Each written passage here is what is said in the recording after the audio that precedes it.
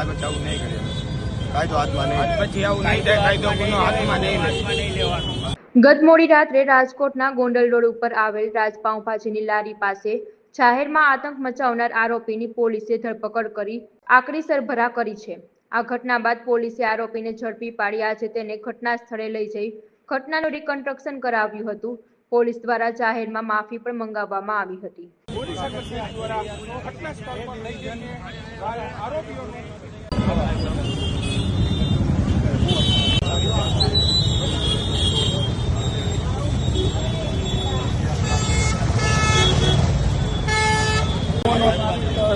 આતંક મચાવ્યો હતો, જેને લઈને આરોપીઓની તમામ આરોપીઓની ધરપકડ કરીને કરવામાં આવી છે.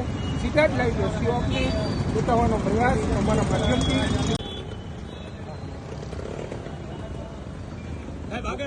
દ્વારા જે આવું હવે નહીં થાય, બનાવું નહીં થાય.